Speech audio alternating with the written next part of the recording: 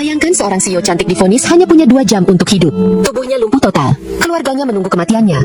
Tapi justru seorang pria miskin tukang bersih rumah sakit melakukan hal yang mustahil. Apa yang sebenarnya terjadi pada CEO cantik itu? Temukan jawabannya di video ini. Seorang anak muda bekerja sebagai cleaning service. Dia mendengar dan melihat adanya seorang CEO yang sedang sekarat. Bahkan dokter sudah memvonisnya bahwa tinggal 2 jam atau lebih dia sudah akan terpisah dari nyawanya atau jiwa raganya.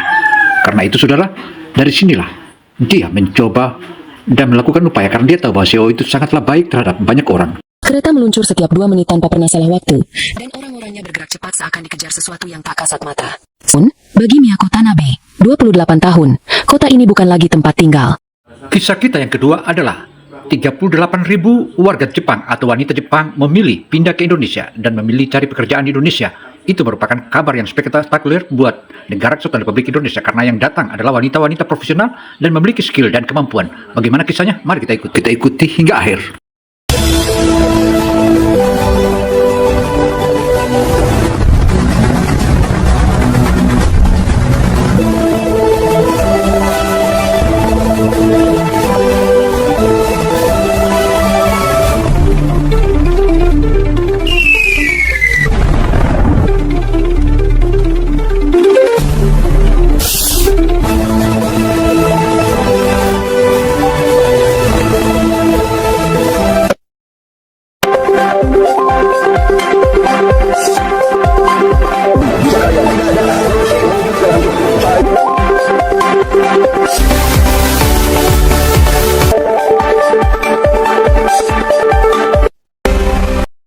Jumpa lagi dengan Opini Gino Television Indonesia. Kali ini Opini Gino mengisahkan tentang seorang pemuda miskin yang bekerja sebagai OB atau office boy di salah satu rumah sakit.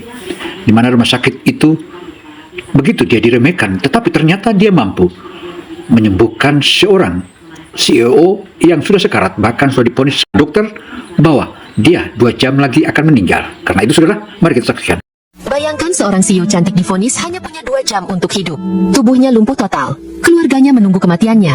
Tapi justru seorang pria miskin tukang bersih rumah sakit melakukan hal yang mustahil. Apa yang sebenarnya terjadi pada CEO cantik itu?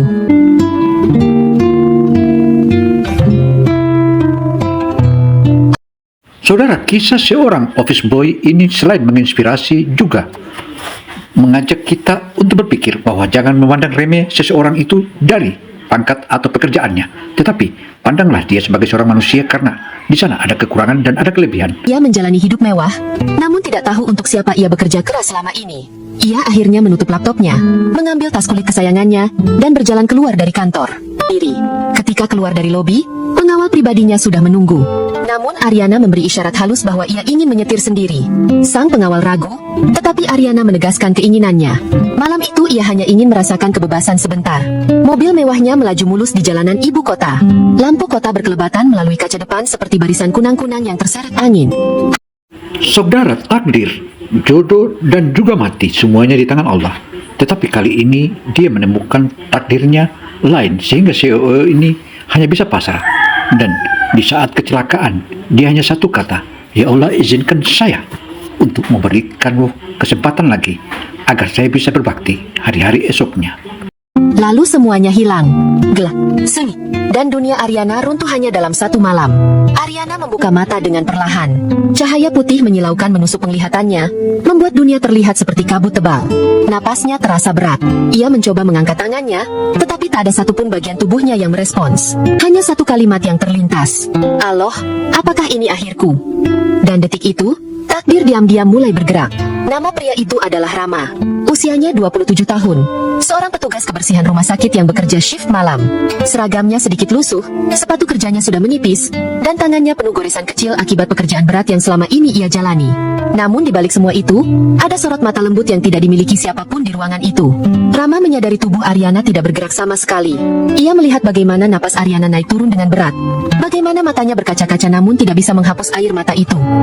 Seluruh rumah sakit mengenalnya sebagai donatur tetap, wanita yang dulu sering datang tanpa kamera, tanpa tim media, hanya untuk membayar biaya pengobatan pasien miskin secara diam-diam.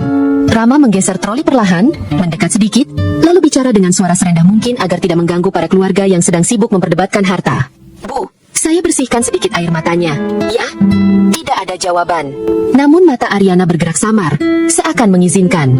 Gerak. Ia merasakan ketulusan itu.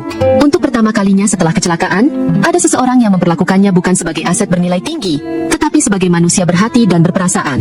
Lalu, sebuah rasa hangat muncul dalam hati Ariana. Rasa yang sudah lama ia lupakan. Harapan kecil yang nyaris padam itu kini menyala kembali. Dan ia tidak tahu bahwa pria sederhana itu sedang menuju keputusan yang akan menggetarkan takdirnya sendiri. Monitor detak jantung Ariana terus menurun perlahan. Garis yang tadinya stabil mulai melengkung tak beraturan. Angka-angka digital di layar memperlihatkan bahwa waktu Ariana semakin sedikit. Dokter yang bertugas memandang layar itu dengan wajah muram, lalu menarik keluarganya ke sudut ruangan untuk bicara lebih serius. Keadaannya memburuk. Kami rasa kemungkinan untuk bertahan sangat kecil, ucap dokter pelan. Tidak ada yang menangis. Tidak ada yang memegang tangan Ariana. Yang muncul justru pertanyaan tentang warisan, saham perusahaan, dan rencana cadangan bila Ariana meninggal dalam beberapa menit ke depan. Di tengah suasana itu, Rama berdiri terpaku sambil memegang troli pembersihnya. Hatinya berdebar keras. Ia bukan dokter. Ia bukan perawat. Ia hanya seorang petugas kebersihan tanpa pendidikan tinggi. Tetapi ada yang tidak bisa ia biarkan begitu saja. Wanita yang dulu membantu rumah sakit ini tanpa pamrih sedang sekarat, dan tidak satupun orang benar-benar peduli padanya. Rama menatap Ariana yang sedang berjuang bernapas. Nafas wanita itu tersengal-sengal, dadanya naik turun dengan tidak teratur. Bola matanya bergerak pelan, seolah sedang memohon pertolongan, walau dirinya tidak bisa mengucapkan satu kata pun. Kedua matanya mulai redup, napasnya semakin pelan, seolah tubuhnya menyerah sedikit demi sedikit. Menyalakan lampu senter kecil. Cahaya putih itu jatuh tepat di sekitar leher dan dada Ariana. Ia mengingat apa yang tertulis di dokumen eksperimen yang pernah ia temukan. Area vital saraf tertentu di bagian belakang tengkuk bisa merespons impuls elektrik rendah jika dipicu secara tepat. Namun dokumen itu juga menulis satu kalimat menakutkan. Jika titik tidak tepat, denyut jantung dapat berhenti seketika. Rama menelan ludah. Tangannya gemetar. Ia bukan ahli. Ia bukan peneliti. Semua ini gila. Tetapi tatapan Ariana beberapa menit lalu masih terbayang. Tatapan seorang wanita yang tidak ingin mati. Dan itulah yang mendorongnya. Dengan perlahan, Rama mengangkat sedikit bagian belakang kepala Ariana menggunakan gulungan handuk kecil. Ia menyentuhkan ujung impuls elektrik pada titik pertama yang ia ingat. Jantungnya berdetak kencang, seolah tubuhnya sendiri yang akan meledak. Bu Ariana, mohon kuat sedikit lagi. Saya mulai. Ia menyalakannya. Alat kecil itu mengeluarkan bunyi halus seperti dengungan. Lampu indikator menyala merah. Sebuah kejutan listrik mikro mengalir masuk. Tubuh Ariana tersentak sangat kecil. Begitu kecil hingga tidak terlihat jelas oleh mata orang awam. Namun Rama melihatnya. Ia memindahkan alat ke titik kedua, kemudian ketiga, kemudian ke bagian dada bagian atas. Setiap sentuhan memberikan impuls pendek yang sangat berisiko. Detak jantung Ariana turun, lalu naik sedikit, lalu turun lagi. Rama menggigit bibirnya. Jangan mati, jangan sekarang. Ia menyalakan impuls berikutnya, memusatkan seluruh konsentrasinya pada titik paling kritis di dekat saraf utama. Saudara, Obe melihat sang gadis yang begitu dermawan itu, dia berupaya untuk melakukan segala macam cara. Bahkan karena dokter sudah memvonis sisa 2 jam lagi usianya dan akan terpisah nyawanya dari raganya, maka dia melakukan upaya-upaya nekat. Dan upaya nekat itu tampaknya ada hasilnya. Dan hasilnya signifikan. Karena itu saudara, mari kita saksikan. Dokter memperhatikan monitor yang kini naik turun dalam pola tak menentu. Ia langsung memeriksa Ariana dengan senter kecil. Raut wajahnya berubah drastis. Refleks pupil kembali. Tunggu sebentar. Ini tidak mungkin. Detak jantung Ariana naik sedikit lagi, kemudian stabil sedikit. Meski belum normal, garisnya tidak lagi meluncur turun seperti sebelum Rama bertindak. Keluarga berdiri terkejut. Mereka tidak mengerti apa yang terjadi. Perawat berdatangan. Beberapa staf medis berlari masuk membawa peralatan tambahan. Namun Ariana, ia tiba-tiba menggerakkan ujung jarinya. Sangat kecil, sangat pelan. Namun nyata. Rama menahan napas. Tangannya menutup mulutnya sendiri, seakan tidak percaya. Ariana membuka mata sedikit lebih lebar. Tetes air matanya jatuh, bukan karena sakit, melainkan karena rasa syok dan harapan yang kembali menyala. Saudara, perjuangan OB tentu saja membuahkan hasil. Bahkan CEO Ariana saat ini mulai makin sadar, dan bahkan dia pula yang betul-betul membuat hingga dia bangkit karena dorongan dan supportnya serta pemberian motivasi. Maka Ariana mulai menampakkan kesehatan dan membaik. Bahunya, hingga akhirnya ujung jarinya bergetar lagi. Kali ini lebih jelas. Rama berdiri tak jauh dari ranjang. Kedua tangannya bergetar hebat. Napasnya tersengal seakan ia baru saja berlari maraton. Ia memandangi Ariana dengan tatapan campuran antara tak percaya, lega, dan takut. kini berubah menjadi detik-detik yang menghidupkannya kembali. Dan tanpa ia sadari, masa depannya mulai bergerak ke arah yang tidak pernah ia bayangkan. Suasana di kamar VIP itu berubah menjadi gelombang bisik-bisik yang semakin keras. Para perawat saling berpandangan, tidak percaya dengan apa yang mereka lihat. Dokter senior yang tadinya sudah bersiap menandatangani laporan kondisi kritis kini berdiri terpaku, kertasnya jatuh ke lantai tanpa ia sadari. Rama tampak gugup, wajahnya pucat, seakan takut dimarahi atau dianggap melampaui batas pekerjaannya. Seluruh ruangan terhenti. Semua menatap Aryana dengan mata terbelalak. Wanita yang tadi hampir tidak bernapas itu kini bisa mengeluarkan suara, meski rapuh dan serak. Rama menoleh, matanya membesar. Aryana menatapnya lama. Ada ribuan emosi dalam tatapan itu. Ketakutan, rasa syukur, rasa lega. Tapi yang paling kuat adalah sesuatu yang ia sendiri sulit pahami. Sebuah tarikan batin. Sebuah pengakuan diam-diam bahwa hidupnya diselamatkan bukan oleh keluarga, bukan oleh teknologi, bukan oleh kekayaan, tetapi oleh keberanian pria sederhana itu. Tiba-tiba, suara kecil pecah dari ranjang. Jangan salahkan dia. Semua menoleh. Aryana menatap dokter dengan mata kuat. Meski suaranya lemah, kata-katanya tegas. Kalau bukan karena dia, saya sudah tidak ada di sini. Suara itu membuat Rama membeku. Jantungnya seperti diremas. Ia tidak pernah mendengar seseorang membelanya seperti itu sebelumnya. Bahwa Rama tetap di sana. Bahwa pria itu tidak pergi. Dan di saat semua orang sibuk dengan mesin, kabel, dan instruksi, Aryana berkata lagi dengan suara hampir tidak terdengar. Jangan tinggalkan saya. Sebuah permintaan halus, rapuh. Namun itu adalah tali yang mengikat kedua jiwa itu lebih kuat lagi. Di luar dugaan siapapun, di ruangan yang penuh alat medis dan bayang-bayang kematian itu, benih perasaan mulai tumbuh. Pelan, sederhana, namun tak terbantahkan. Ruang observasi intensif terasa berbeda dari kamar sebelumnya. Lampu infus, sementara dokter memberikan instruksi dengan suara tegas namun cepat. Namun di tengah kerumunan itu, mata Aryana hanya mencari satu orang. Ia berdiri di sudut ruangan, menunduk, seolah tidak yakin apakah dirinya pantas berada di sana. Seragamnya masih kusut, dan tangan yang tadi memegang alat impuls kini gemetar halus. Seakan semua keberanian yang tadi ia miliki sudah habis terpakai. Ketika perawat selesai, dokter mendekat ke arah Rama. Anda tetap di sini dulu. Kami butuh keterangan Anda nanti. Rama. Bibirnya bergerak lirih. Rama tersentak kecil. Ia mendekat 2 langkah, dengan hati-hati agar tidak mengganggu peralatan. Kemudian Aryana berbicara lagi. Sangat pelan, tetapi jelas. Tidak ada seorang pun yang pernah melakukan sesuatu sebesar itu untuk saya. Rama mengangkat wajahnya. Tatapan mereka bertemu.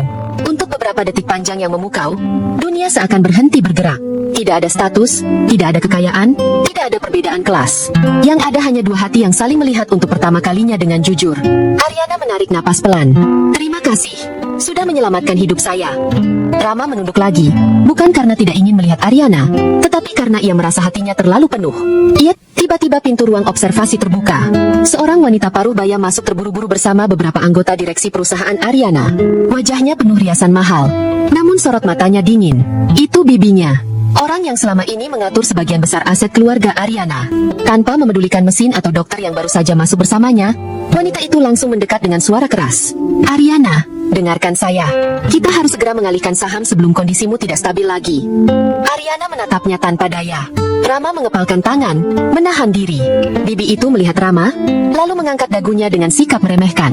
Kamu, petugas kebersihan, keluar dari sini. Kamu tidak ada urusan. Aryana mencoba berbicara. Jangan, dia.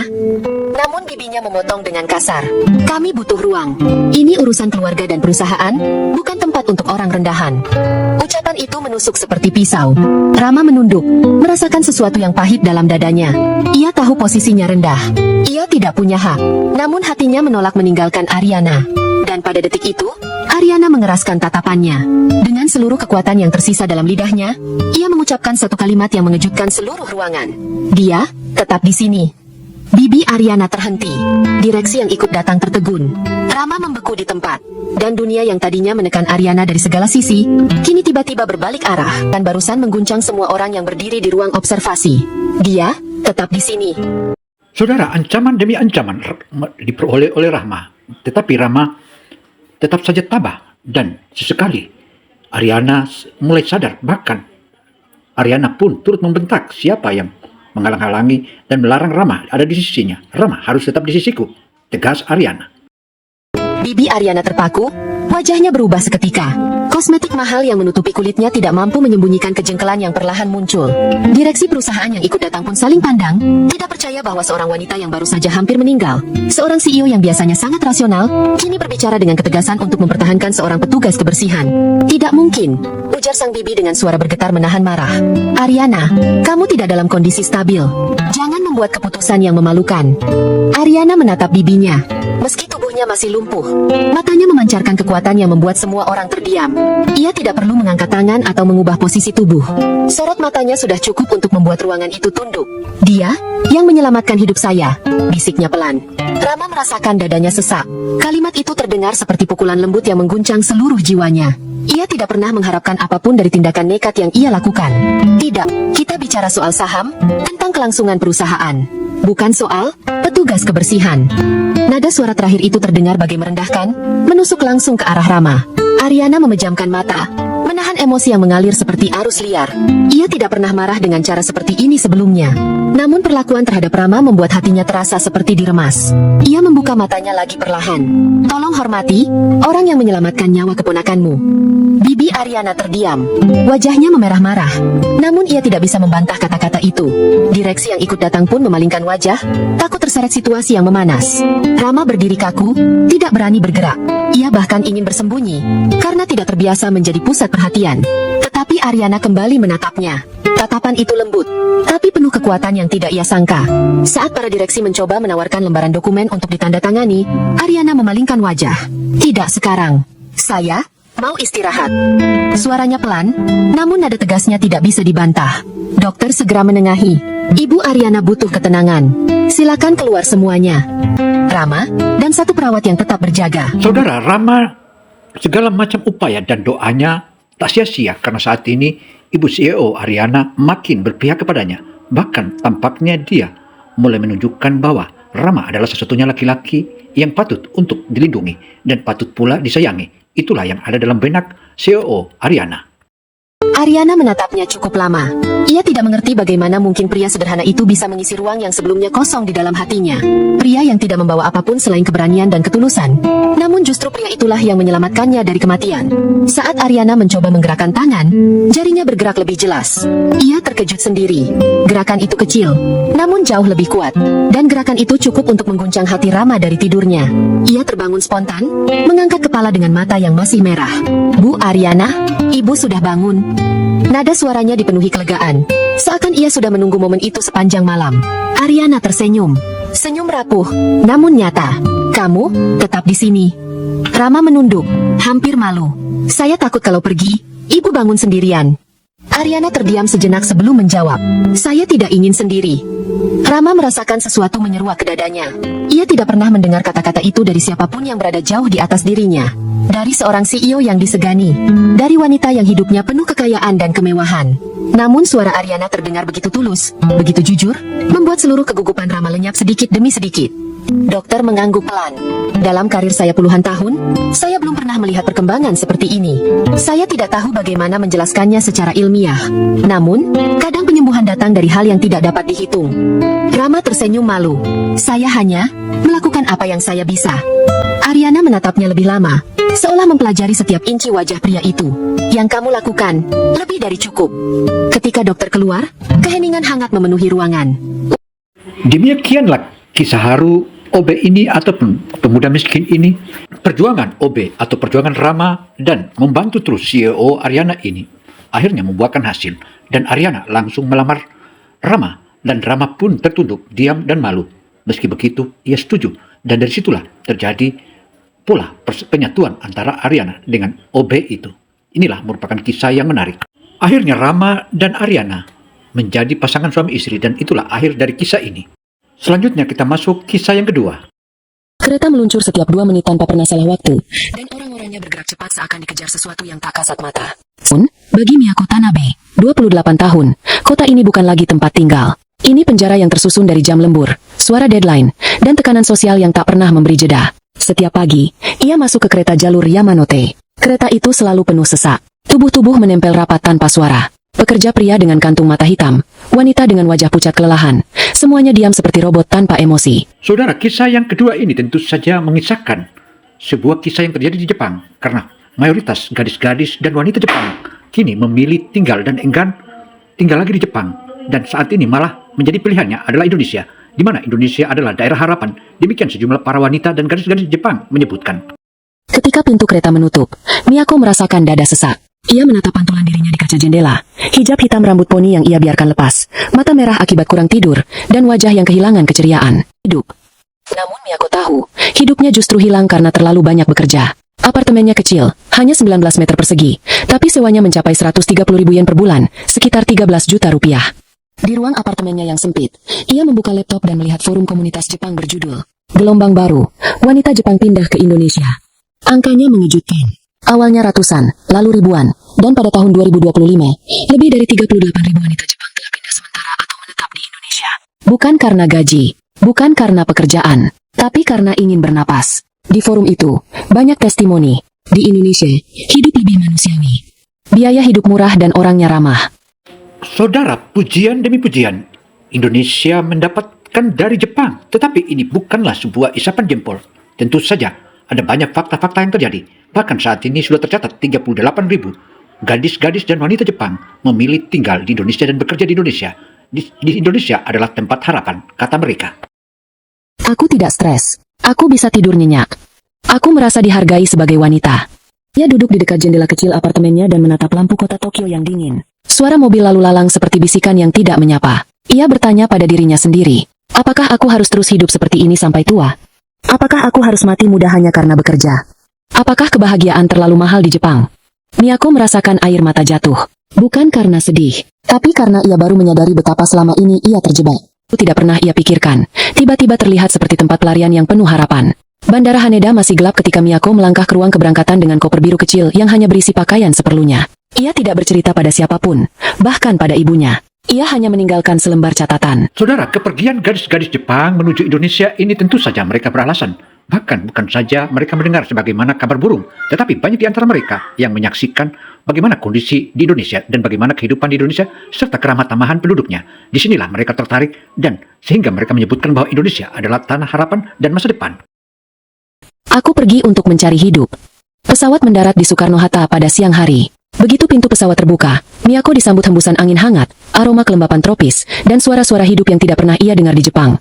Tawa, obrolan santai, pedagang memanggil penumpang, anak kecil berteriak riang. Entah kenapa, suasana itu membuat dadanya terasa ringan. Indonesia terasa hidup, tidak steril, tidak sunyi, tidak dingin seperti Jepang. Saat menunggu koper, ia bertemu seorang perempuan Jepang lain, berusia sekitar 30 tahun, memegang paspor yang sama. Pertama kali ke Indonesia, tanya wanita itu sambil tersenyum. Terburu-buru.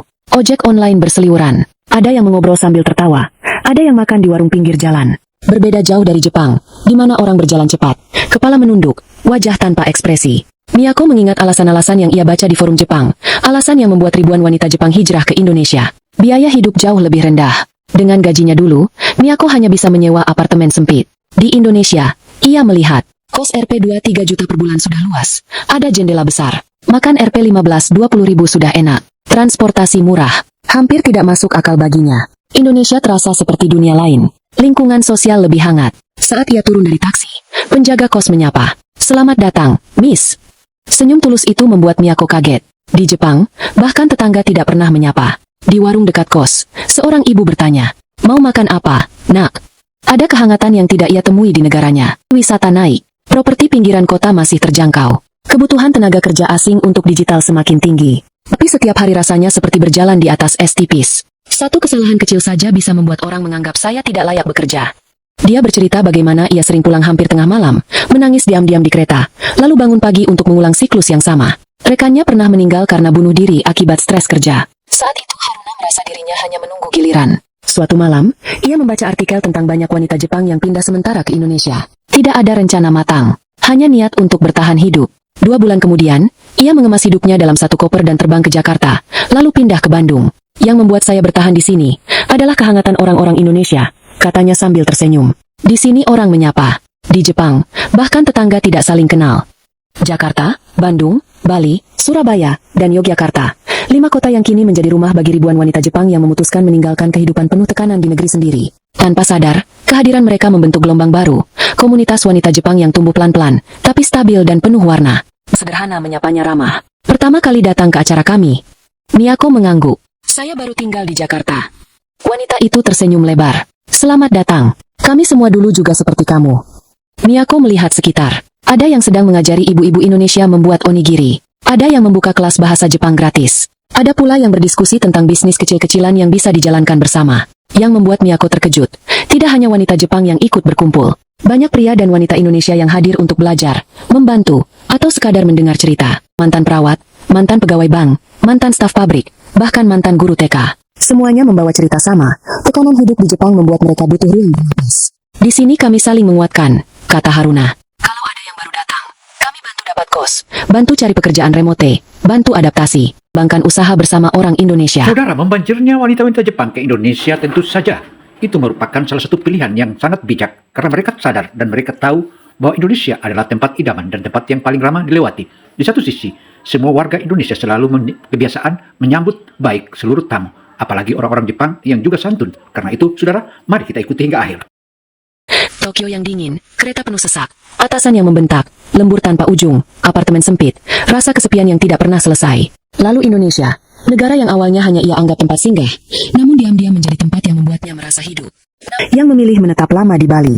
Ia bekerja sebagai instruktur yoga, menikah dengan pemuda lokal, dan membangun rumah kecil di tepi sawah. Di Jepang, semua harus cepat. Di sini, waktu berjalan lembut, ucapnya. Ada juga Rina, yang awalnya datang karena burnout lalu justru menemukan bakat baru membuat kerajinan tangan. Usahanya berkembang, pelanggan dari Jepang dan Indonesia berdatangan. Namun setahun kemudian, ia memutuskan kembali ke Jepang untuk mengurus orang tuanya. Saya tidak tahu apakah akan kembali ke Indonesia, katanya. Tapi negara ini sudah menyelamatkan saya. Setiap wanita memiliki alasannya sendiri untuk datang, dan alasannya sendiri untuk pulang. Bagi sebagian, Indonesia adalah tempat pemulihan. Bagi sebagian lain, Indonesia adalah rumah masa depan. Dan bagi sebagian kecil, Indonesia adalah pelabuhan terakhir, tempat mereka menua dengan damai. Demikianlah dua kisah nyata ini tentu saja. Dua kisah nyata ini adalah merupakan salah satu gambaran kehidupan. Dan kehidupan itu tentu saja kita harus simak dengan seksama agar tidak salah paham dan juga gagal paham. Dan tentu ini merupakan sebuah edukasi serta memberikan gambaran bahwa hari esok adalah hari yang baik. Dan janganlah kita menyanyiakan untuk hari esok adalah yang terbaik. Semoga bisa memberikan kita inspirasi dan edukasi serta memahami bahwa semua manusia di dunia ini memiliki kebijakan, memiliki kekuatan, dan memiliki kelebihan. Itulah barangkali yang terjadi dalam peristiwa ini atau dalam kisah ini. Saya Gino Samsudin Mirsad melaporkan. Wassalamualaikum warahmatullahi wabarakatuh.